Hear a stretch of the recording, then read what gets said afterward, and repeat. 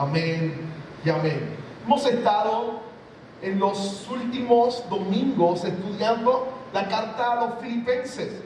Y lo que hemos estado haciendo con la carta a los Filipenses como tema que está dirigiendo nuestro estudio es el progreso del Evangelio. La máxima que nos ha ocupado en todo este tiempo es la siguiente: la fe cristiana no es una realidad estática, sino una dinámica. Lo que hemos dicho detrás de esta frase o eslogan o máxima en nuestros estudios de la Escritura es que Dios está en el negocio de cambiar vidas. Y en ese departamento no hay nadie mejor que Él. Es experto en el arte de transformar y de cambiar personas. Ahora, Pablo nos ha dicho en el primer capítulo que uno de los enemigos de los obstáculos en ese proceso de que nuestra vida progrese conforme al Evangelio y que el Señor nos transforme y nos cambie es la tendencia tan fuerte que tenemos de colocarnos a nosotros mismos en el centro de nuestra vida, de velar primariamente por nosotros más que por cualquier otra cosa o realidad. Y Pablo prácticamente ya nos ha dado algunos puntazos de lo complicado y lo complejo que es eso, y nos ha empezado a mover a un modelo diferente, al modelo de poner a Cristo en el centro de nuestras vidas y todo lo que eso importa. Ahora, parte de esa idea de progreso es de lo que Pablo va a comenzar a hablar. En el capítulo 1 solo se ha presentado a él y a su situación y ha dicho: esta situación Dios la ha usado y la está usando para gloria de su nombre. El no quejarse es un Pablo diciendo: yo no estoy en el centro. Dios no está necesariamente para resolver todos mis asuntos. Él es tan glorioso y capaz que es capaz de utilizar mis dificultades para Él ser glorificado y para su propósito último de proclamar el Evangelio y de que otros vean la belleza y la grandeza de Jesús. Ahora, luego de ese capítulo 1, pasa entonces en el 2, a lo que se conoce como los asuntos de los filipenses. Esta iglesia, de seguro, estaba atravesando por algunas situaciones complicadas. No solo la persecución del imperio, no solo la situación de Pablo, sino como lo que sucede en cualquier lugar donde hay seres humanos pasando tiempo, complicaciones y conflictos. Pablo tiene la capacidad de recordarles que nuestro objetivo y nuestro norte es progresar en la fe. Y empieza a detallar lo que eso significa. ¿Qué significa progresar en la fe cristiana? Hoy Pablo va a empezar a responderlo. ¿Qué tal si te pones de pie conmigo? Filipenses capítulo 2, versos 1 al 4. Tienes ahí en el boletín, va a estar también atrás, Filipenses capítulo 2, versos 1 al 4. Dice la palabra del Señor: en el nombre del Padre, del Hijo y del Espíritu Santo. Amén. Por tanto, si sienten algún estímulo en su unión con Cristo, algún consuelo en su amor, algún compañerismo en el Espíritu, algún afecto entrañable, llénenme de alegría, teniendo un mismo parecer, un mismo amor, unidos en alma y pensamiento. No hagan nada por egoísmos o vanidad, más bien, con humildad, consideren a los demás como superiores a ustedes mismos.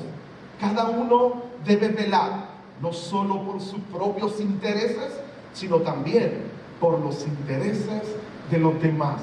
Palabra de Dios. Pueden tomar asiento.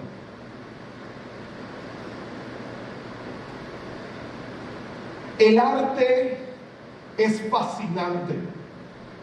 Cuando hablo de fascinante, tiene un poder para atraer maravilloso. Pero es fascinante no solo porque responde a reglas establecidas y patrones presentados. Yo creo definitivamente que para lograr estética, para presentar arte, hay unas reglas que se siguen a la hora de crear, a la hora de formar, a la hora de hacer. Hay algo que nos dice cómo nos movemos en medio de nuestra creatividad. Así que la creatividad artística, sin embargo, la creatividad artística hace que para entender bien la obra no es suficiente solamente conocer al autor de la obra y lo que deseaba expresar. Eso es crucial, pero no es solo lo que el artista desea invitarnos a hacer. Él tiene la idea, esto es lo que Él siente expresar, Él lo puede comunicar, conocer un poco de su background, de lo que lo influenció o lo inspiró en el momento de crear la obra de arte. Es importante para entender lo que está proyectando. Pero lo que el artista quiere detrás de eso es que tengamos la oportunidad de conocer su obra, no solo objetivamente por medio del conocimiento que es, qué técnica utiliza y qué me está inspirando a hacerlo y qué quiere proyectar, sino el sentarnos a disfrutar la obra que ha creado. Experimentar su arte es parte crucial de poder conocer lo que nos está presentando. Por ejemplo, hablemos de una de las obras de música clásica más importantes, el Mesías, de George Frederick Handel. Y la manera en cómo yo pudiera decirte es un oratorio. Él era alemán, lo contratan en Inglaterra para hacer esta gran obra. Es casi una oda primariamente a la reina, a la King James, cuando utiliza en todo su repertorio versos de esta traducción. Es un momento bien importante. Hay una crisis en Inglaterra entre católicos y protestantes. Y George Handel decide, en vez de utilizar el modelo italiano, característico de los católicos, decide utilizar el modelo alemán y la estructura alemana, característica de los protestantes, en Inglaterra, en medio del conflicto. Y hace la obra en 3 tiempos o en 3 secciones. La segunda sección, ¿cuándo termina? La primera es sobre el anticipo del Mesías, la segunda es sobre la muerte del Mesías, y la tercera es sobre su resurrección y esperanza de vida eterna de los creyentes con relación al Mesías. Al final de la última hay un cántico de aleluya genial que ha traspasado tiempo y que se usa en un montón de aspectos en nuestra cultura. Hasta aquí usted puede tener el conocimiento objetivo por encima de esta pieza, pero es bien diferente si entra en medio de la composición a todo un anfiteatro y escucha la Sinfónica de Berlín tocarla más o menos así. Yo creo que ese es el club para que pongas algo, ¿no? Muy bien.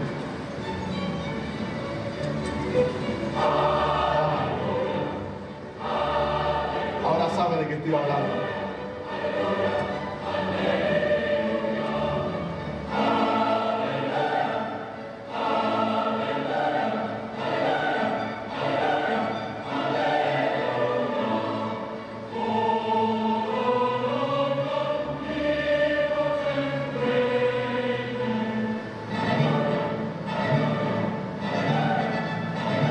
Muy bien, muy importante.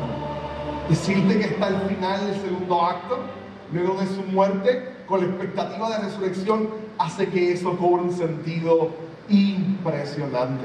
Pero lo que lo hace glorioso es tener el momento de experimentar el arte que Él hizo y poder tener la oportunidad de vivirlo.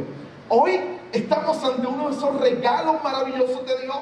Y sí, es importante mirarlo objetivamente, observar el conocimiento. Es importante saber cuál es el fundamento de la unidad de lo que vamos a hablar. Saber por qué se da, qué significa vivir en unidad. Pero déjenme ser bien sincero y honesto con ustedes. No hay palabra que yo pueda utilizar, no hay juego de expresiones, no hay ilustración que le haga justicia a la belleza de la unidad. La invitación de Pablo no es solamente a que te sorprendas con el fundamento, con la belleza, con la grandeza, con las implicaciones, con la posibilidad de vivir en unidad desde la teología, desde Cristo, sino es una invitación a vivir lo que implica vivir en unidad o la comunidad.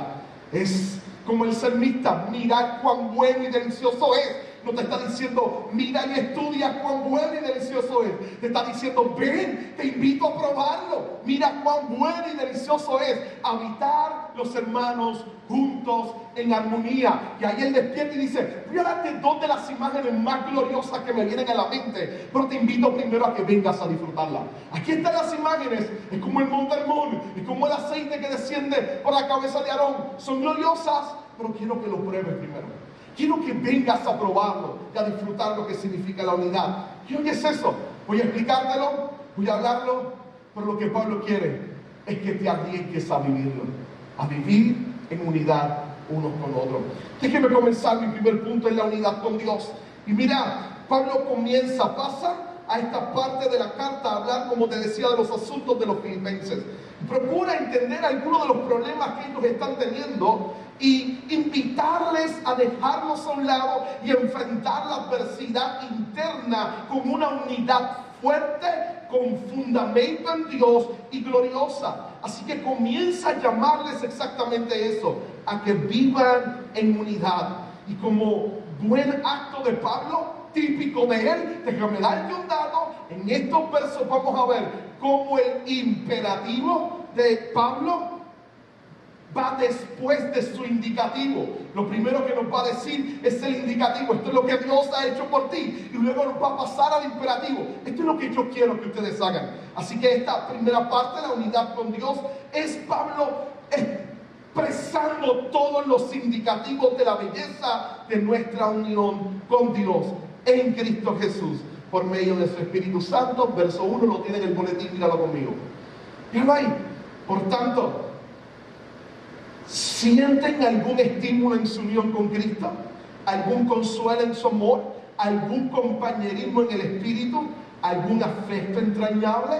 Interesante, la tonalidad parece de pregunta. Reina Valera le pone signos de interrogación. Y esto es lo que pudiéramos llamar una pregunta retórica. Pablo sabe cuál es la contestación, es afirmativa. Por lo tanto, podríamos leerlo de la siguiente manera: ya que ustedes sienten estímulo en su unión con Cristo, ya que tienen consuelo en su amor, ya que tienen compañerismo en el Espíritu, ya que experimentan afecto entrañable, estas son verdades que ya ustedes están viviendo.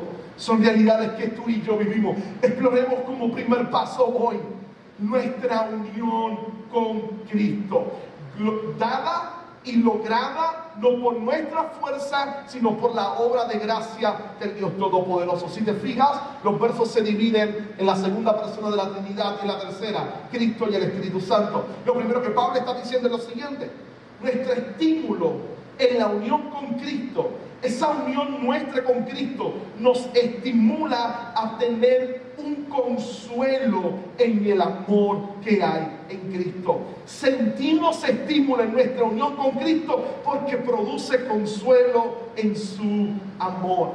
Es interesante, el Mesías de Händel comienza con Isaías 40. Consolaos, consolaos, pueblo mío, dice el Señor. Rompe todo el contexto y empieza en medio del silencio de la gente sentada, arranca el oratorio y aparece una persona y comienza a cantar: consolaos, consolaos, pueblo mío. Lo primero que Pablo dice es: uno de los beneficios de estar en Cristo es que disfrutamos del consuelo del amor de Dios en Cristo Jesús. Disfrutamos del consuelo del amor en Cristo Jesús. Ese es uno de los beneficios, y yo creo que es crucial, fundamental, importante y glorioso. Yo sé que muchos de ustedes de seguro han tenido experiencias, lo sé, experiencias malas con este asunto de querer y ser querido. Momentos complicados y difíciles de experiencias de personas que se supone que nos amaran y terminan no amándonos. Y el dolor y las heridas que causa eso a través de la vida. Un papá, una mamá que en algún momento por algunas dificultades no demuestra amar, sino todo lo contrario. Una pareja que no demuestra amar, sino todo lo contrario. Un amigo, un hermano, conflictos, adversidades. No sentirse amado y no experimentar amor es una de las cosas más horribles de la vida. No podemos enfrentar la vida sin experimentar el amor. Y lo que nos va a decir la Escritura es que aquellos que estamos en Cristo Jesús contamos con una verdad gloriosa: el Creador del cielo y de la tierra, el gran Dios Todopoderoso, nos ama y nos ama a pesar de nosotros. Y esas son buenas noticias. Nos ama a pesar de nosotros. La Escritura está llena de esa realidad. Dios, déjame decirte una vez más, Dios te ama a pesar de ti. Abraham lo sabe muy bien. Jonás lo sabe muy bien. David lo sabe muy bien. Pero para el creyente, hay algo más glorioso aún. Si pensabas que es impresionante que Dios te ame a pesar de ti, déjame decirte lo que Dios tenía guardado para los creyentes, para la iglesia. No solo te ama a pesar de ti, te ama por la causa de su Hijo Jesucristo y por lo que Él hizo por ti en la cruz. Pedro lo sabe y es suficiente para volver a dejar el barco y las redes y correr una vez más a los pies de su amado y decirle: te amo y tú lo sabes, te amo y tú lo sabes, te amo y tú lo sabes. Pablo lo sabe muy bien, que Dios lo ama a pesar de él, claro, era perseguidor de la iglesia, pero el Pablo que está escribiendo es un Pablo que dice: él me ama por causa de Cristo Jesús. Demostró su amor hacia mí, no solo tolerando mi maldad, sino de forma proactiva, dando a su Hijo para rescatarme, para transformarme y para salvarme para su gloria. Eso es glorioso. Así que definitivamente que la comprensión del amor de Dios en Cristo produce consuelo ante las heridas y el dolor de nuestra vida. Por malas experiencias con el amor, surge un amor inquebrantable que no se parte, que no se rompe. Un amor eterno. El amor de Dios en Cristo Jesús. Se pone más glorioso el saber que decidió amarnos antes de crearnos. Antes de que empezáramos tan siquiera a pensar a pecar. Ya Él sabía lo difíciles que íbamos a hacer. Y aún así dijo: lo amo. Va a ser difícil, ella va a ser difícil, él va a ser difícil. Lo amo. Y voy a enviar a mi hijo para que muera por él y ella. Y los voy a rescatar. Para que estén conmigo por siempre y para siempre. Esa inmensidad del amor de Dios. Eso brinda consuelo en todo momento. Lo segundo, además del consuelo que Pablo está presentando, vuelve nuevamente a utilizar la misma palabra para caleo, tanto en consuelo como en compañerismo aquí. Entonces está el compañerismo, pero ahora asociado con el Espíritu Santo. Compañerismo con el Espíritu que produce afecto entrañable y misericordia. Y esto es glorioso, déjame decirlo de la manera más directa posible. ¿Qué Pablo dice aquí? Tener misericordia no es algo natural en nosotros. Sin embargo, es la gran virtud con la cual Dios se revela. Moisés, métete en la hendidura de la peña, voy a pasar y verán mi gloria. Dios pasa: yo soy Jehová Dios Todopoderoso, grande en misericordia y verdad. Cuando se revela Dios a Moisés, la primera cualidad que le presenta a Moisés es: yo soy un Dios de gran misericordia. Eso es lo que me determina a mí, un Dios de gran misericordia. O sea, es una virtud de Dios, parte del carácter de Dios. No es nuestra, pero Pablo dice: el Espíritu Santo no solo obra teniendo misericordia en nosotros, no solo somos los recipientes pasivos de la misericordia de Dios, porque a través de su Espíritu nos han salvado para gloria y honra del Dios Todopoderoso, sino que ese Espíritu Santo no solo nos brinda la misericordia de Dios, nos capacita para tener misericordia para con otros. Por eso es que él dice: hay un compañerismo con el Espíritu, una unidad común con el Espíritu que produce ese efecto de un afecto entrañable y de misericordia. Y conecta con Dios para poder disfrutar de su misericordia y compartirla con otros. Si te das cuenta, todo es indicativo aquí. Lo que Dios ha estado haciendo, Dios nos ha unido con Cristo Jesús. Y al estar en Cristo, produce consuelo el amor de Dios. Dios decidió amarnos y eso genera consuelo en nuestra vida. Esa unión con el Espíritu genera un compañerismo donde recibimos la misericordia de Dios, pero también somos capacitados para compartir esa misericordia. Una unión gloriosa y maravillosa. Una unión poderosa y especial. Pero Pablo se detiene ahora y nos dice: hay más. Y esto es lo glorioso, hay más. No solo tu relación vertical con Dios. Quiero que experimenten la belleza de una unión horizontal con otros creyentes. Verso 2, míralo conmigo. Verso 2. Llénenme de alegría, Pablo como buen pastor. No dejan que la iglesia piense hasta aquí se acabó la cosa. No, no, no. Llénenme de alegría, hay algo más, los voy a motivar, vamos. Este está súper bueno.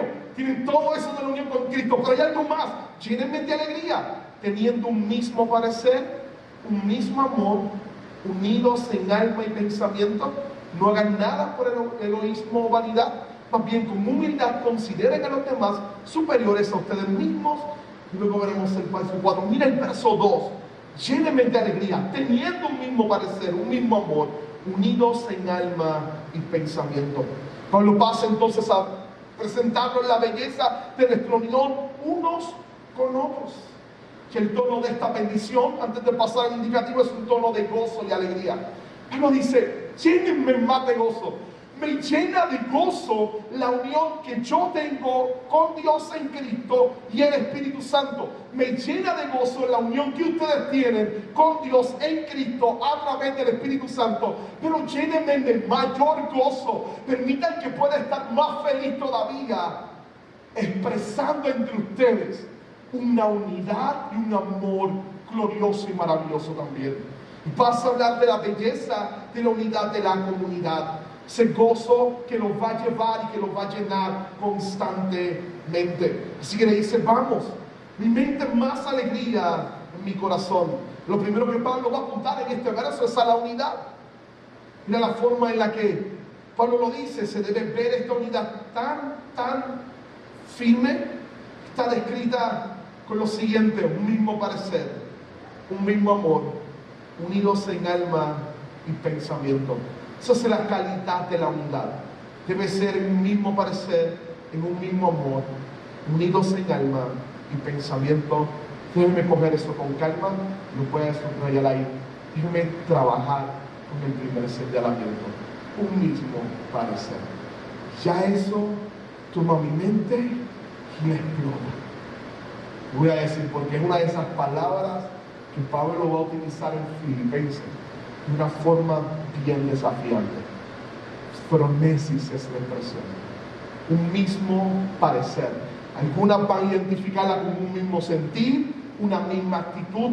Y es que phronesis no es meramente un sentimiento o un simple parecer. Nueva versión internacional se queda un poco corto con eso. Tal vez una nueva actitud o una misma actitud sería una palabra más cercana a la que Pablo está usando. Es una actitud interna que hace que revalúes la forma en cómo tú actúas y va a estar influenciada tus acciones a través de esa nueva verdad que está en tu corazón. Esa es la palabra, dicho sea de paso, que vamos a ver versos siguientes, solo unos versos siguientes, cuando Pablo, después de salir del verso 4, le dice: hallen ustedes la misma actitud, el mismo sentir, phronesis, que hubo en Cristo Jesús, el cual no escatimó ser igual a Dios como cosa que aferrarse, sino que se despojó a sí mismo, tomando forma de siervo.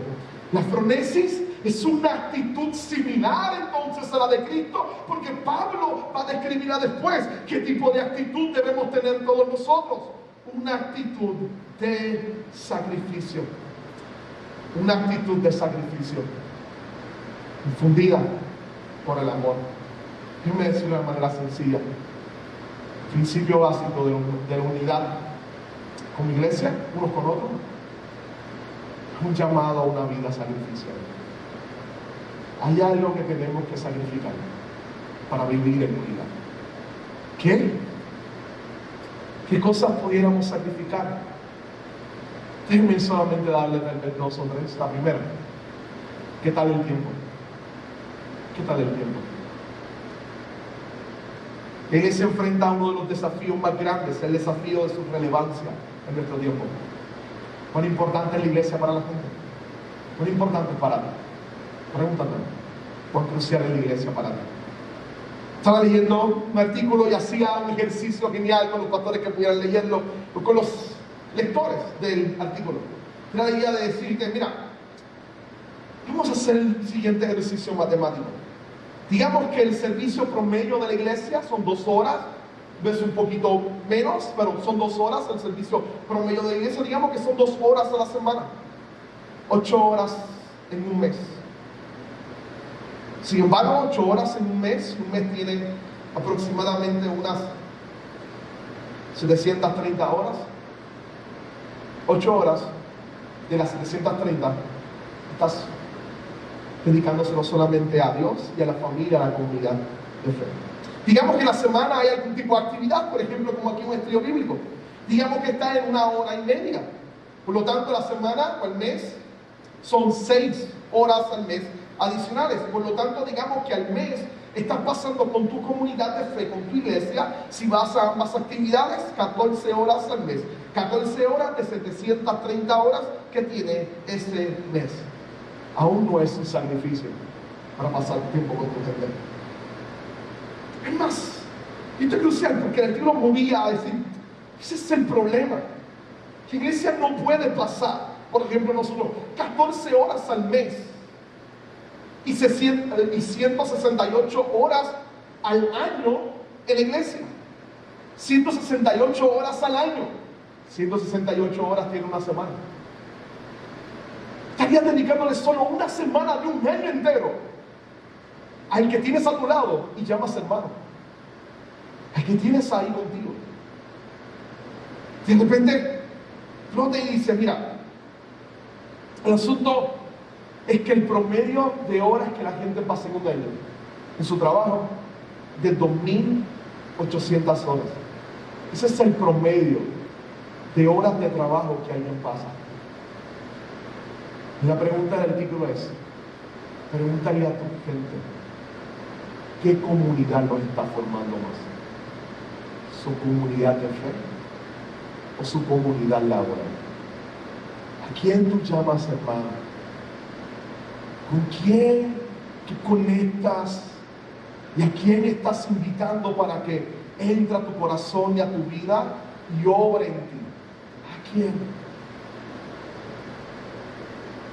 No podemos ser solo una iglesia que se congrega domingos y miércoles y nos reunimos. Necesitamos conectar con nuestros hermanos. Necesitamos tomar tiempo e invitarlos a tomar un café. Necesitamos tomar tiempo e invitarlos a almorzar. Necesitamos tomar el teléfono e invertir tal vez 30 minutos en preguntarle cómo estás. Necesitamos tomar tiempo y llamarlo tal vez para decirle, te extrañé. Necesitamos tomar tiempo tal vez para llamarle y decirle, déjame orar por ti. Necesitamos sacrificar tiempo para mostrar lo valioso que son y la pertenencia a esa comunidad, diciendo, vamos a pasar un tiempo, vamos a encontrarnos en algún lugar, vamos a hablar, necesitamos ser familia, necesitamos ser comunidad. Dios eterno abandonó la eternidad para hacerse hombre y experimentar el impacto del tiempo aquí en la tierra, golpeado por lo que el tiempo produce el cuerpo. Eso también es algo que Él sacrificó.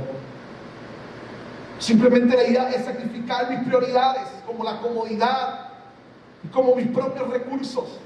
Es un llamado entonces para que mis recursos puedan ser compartidos con la gente, con aquellos que llamo hermanos y hermanas, familia en la fe. ¿Cómo comparto mi comodidad y los invito a mi casa? ¿Cómo soy hospitalario? ¿Cómo procuro el bienestar de ellos? ¿Cómo sacrifico mi propia comunidad en vías de que ellos puedan estar bien? Pablo va a llamar a esas acciones movidas por el amor, porque es exactamente para Pablo. En este texto es para Pablo que la actitud sacrificial que reina debe estar dirigida por el amor y movernos a la unidad en alma y pensamiento. Unirnos, llamarnos como un solo pueblo. Invitarnos a la belleza de sacrificar tiempo por mi hermano, de llamarle, de interesarme por él y por su vida, de cuidar de él, de llorar con él, de reír con él, de caminar con él, de andar con él, de orar con él, de leer la Biblia con él, de procurar estar con él, presente. Pablo no tira que hallamos amor y belleza en ese acto de compartir con otros. Déjeme pasar a mi último punto del sermón. ¿Por qué eso no se da tan natural en la iglesia? Uno mira a Hechos 2 y la descripción de la presencia del Espíritu Santo vez tras vez que dice, estaban unánimes en un mismo sentir, en un mismo propósito, juntos. Había unidad en ellos. Y sí, la iglesia primitiva no era perfecta, no la romanticemos. Adentro de ella se generaron algunos de los conflictos apenas a una semana de haber recibido el Espíritu Santo más sorprendente. ¿Por qué? Porque esa tendencia constante a golpear la unidad ya ir en otra dirección. ¿Por qué? Pero nos muestra la razón de ello. Ese es mi tercer punto. La unidad es un milagro. Yo quiero invitarles a celebrarlo. No es natural, no es algo que vayan a hacer de ti. Es un milagro. Yo quiero invitarte a celebrarlo. Lo primero que pudiéramos hacer es mirar el verso 3 y 4 conmigo, por favor, rápido, observarlo. No hagan nada por egoísmo o vanidad, más bien, con humildad, consideren a los demás como superiores a ustedes mismos.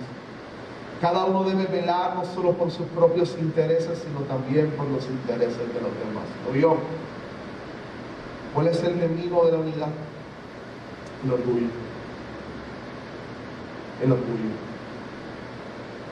La creencia profunda de pensar que yo soy suficiente para mí mismo y me valgo por mí. El orgullo, la idea de pensar que estoy bien conmigo y no necesito a nadie más. El orgullo, la idea de pensar de que mis ideas y mis comprensiones son inalterables, nadie puede moverlas. El orgullo, la idea de que mis planes y mis proyectos son mejores y nadie es invitado a entrar y criticar o retar mis decisiones. El orgullo que impide que pueda darme cuenta de cuán tirano soy con mi vida y de la necesidad tan honda en mi corazón de que mi hermano y mi hermana logren entrar en mi vida para bendecirla, para ayudarme a caminar conforme a la voluntad gloriosa del Dios Todopoderoso. El orgullo, ese enemigo primario que se levanta contra nosotros y nos retiene en la cara la idea de que somos buenos para resolver nuestros propios problemas. El orgullo es el ruin enemigo que mientras le damos la rienda nos lanza al precipicio y hace que nuestra vida vaya cuesta abajo. El orgullo está ahí. Y le digo algo, todos padecemos de él. Hay una cita genial, porque el antagonismo, el antónimo, del orgullo es la virtud que Pablo va a presentar aquí, la humildad. El problema con la humildad, como decía William Hendrickson, por ejemplo, decía, es que la humildad es una virtud muy difícil de obtener.